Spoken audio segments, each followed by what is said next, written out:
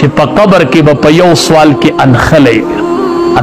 به چې د چا ګیره نشته او یا لنډه ده قبر کې به انخلی په یو سوال کې تا نه به تپوس کوي چې نبي دې څوک پیغمبر دې څوک دا شکل د یو پیغمبر و دا د نبی علیہ السلام و نو قبر کې به دغه ځای کې نښتي یې نو موږ خفه یو بیا تاسو خو سکار نه تازه جامت کړي او هلته جنازې وشي او خښې کړي تازه جامت کړي خدایه دته به قبر کې اوس څه وایي یا الله دنه به قبر کې اوس دریم تپوس شروع شوي که نه چې پیغمبر دې څوک و خدای دې به قبر کې څه جواب ای د مزې رور کور راشي ښه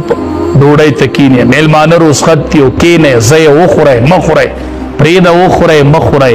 د ده به قبر کې څه حال د ده به اوس څه حالي دی به څه جواب دی به دې تپوس کې نښتی نه چې وګوره ستا شکل د نبی علیه السلام سره برابر دی ستا شکل سمې خوري ته څنګه وایي چې دا زما پیغمبر دی شکل نه دی برابر شکل نه دی برابر آسان کار دی وی ګیرو واله څه چلو کوي ګیرو واله څه چلو کوي ګیره یې دا ګناه کوي په دې ځان مه غولوئ ښه دا ستاسو دپاره دلیل نه دی ښه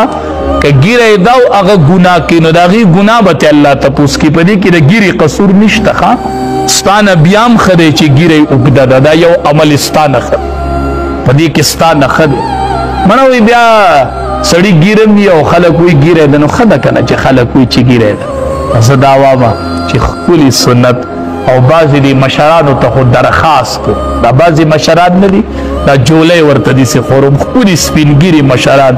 او سپینې ګیرې دی او دا ورته نښتې د دې سپینو ګیرو نه نور څه غواړی مړه چې ګیره سپینه شي که نه نو دا خو چې څومره اوږده شي نو خوند کوي مړه د ابراهیم علیه السلام په ګیره کې سپین ډکی ولګېد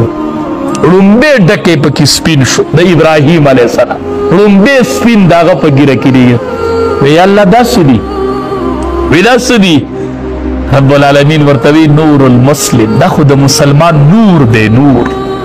دا سپین ډکی د مسلمان نور دی نور وی یا الله چې د مسلمان نور دی بیا خو نور سیوا کا بیا خو نور سیوا دا سپین ډکی نور دی نور چې دا په دې مخ کې لګېدلي ښه نور المسلم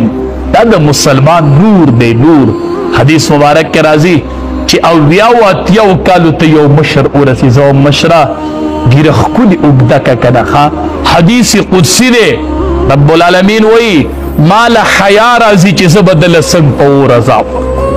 الله وایي ما له دې سپینګیري نه حیا راځي نو تاسو نه الله حیا کوي نو چې موږ هم د الله نه حیا وکړو د سنتو اهتمام کوو ښه او جمعې په ورځ هره ورځ د سنتو اهتمام کوئ ښه